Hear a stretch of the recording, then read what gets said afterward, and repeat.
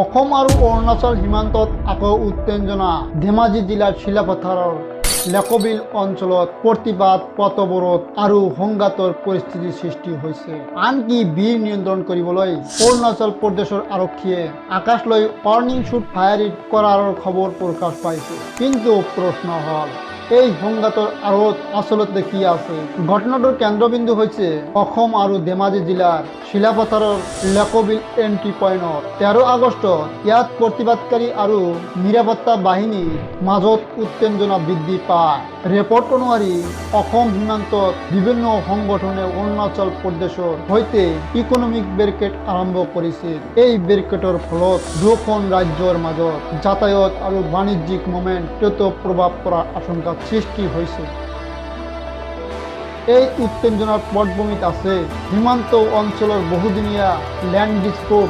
10 আগষ্টত অসম আৰু অৰুণাচল প্ৰদেশৰ এই ঘটনাত অসমৰ বহুজন গুলীৰ আঘাতত আহত হোৱা বুলি দ্য টাইমছ অফ ইণ্ডিয়া সহ একাধিক সংবাদ মাধ্যমে প্ৰকাশ পাইছে। এই ঘটনাৰ পিছতে ক্ষোভ বৃদ্ধি পায় আৰু প্ৰতিবাদ আহ্বান জনোৱা হয়। 11 আগষ্টত মিছিং ষ্টুডেণ্ট অৰ্গেনাইজেশ্যনে বেৰিকেডৰ আহ্বান জনোৱাৰ খবৰো প্ৰকাশ পাইছে।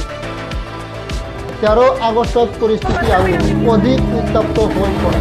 ৰিপৰ্ট অনুসৰি লেকবিল এন্ট্ৰি পইণ্টত বেৰিকেড চলি থকাৰ সময়তে প্ৰটেষ্ট আৰু চিকিউৰিটি ফ'ৰ্চৰ মাজত সংঘাত সৃষ্টি হয়। কিছু ফুটেজত ষ্টন পেল্টিংৰ দৃশ্য দেখা গৈছে। পৰিস্থিতি নিয়ন্ত্ৰণ কৰিবলৈ অৰুণাচল প্ৰদেশৰ পুলিচে আকাশলৈ 3 ৱাৰ্নিং শ্বুট ফায়াৰিং কৰাৰ কথা দ্য নিউ ইণ্ডিয়ান এক্সপ্ৰেছে প্ৰকাশ কৰিছে।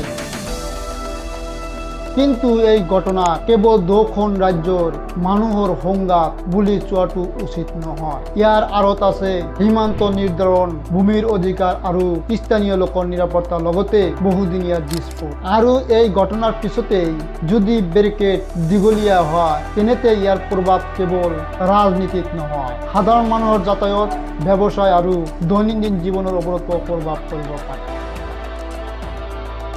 এতিয়া আটাইতকৈ ডাঙৰ প্ৰশ্ন হয়, এই উত্তেজনা কেতিয়া শেষ হ'ব? দুখন ৰাজ্যৰ প্ৰশাসনে যদি আলোচনাৰ মাধ্যমে সমস্যাটো সমাধান নকৰে, তেন্তে সীমান্তৰ পৰিস্থিতি আৰু অধিক জটিল হোৱাৰ আশংকা থাকিব। সীমান্তৰ সমস্যা স্থানীয় সমাধানৰ বাবে ডায়লগ আৰু অফিচিয়েল কণ্ডিশ্যনেই হ'ব পাৰে আটাইতকৈ গুৰুত্বপূৰ্ণ অংশ। এয়া কেৱল এটা সীমান্তৰ ঘটনা নহয়, এয়া আসাম আৰু অৰুণাচল প্ৰদেশৰ সীমান্তত বসবাস কৰা হাজাৰ হাজাৰ মানুহৰ নিৰাপত্তা আৰু জীৱন জীৱিকাৰ প্ৰশ্ন। আপোনাৰ মতে এই সমস্যাৰ স্থানীয় সমাধান কেনেকৈ হ'ব লাগে? কমেণ্টত আপোনাৰ মতামত জনাব। যদি ভিডিঅ'টো ভাল লাগিছে, লগতে ছাবস্ক্ৰাইব কৰিব।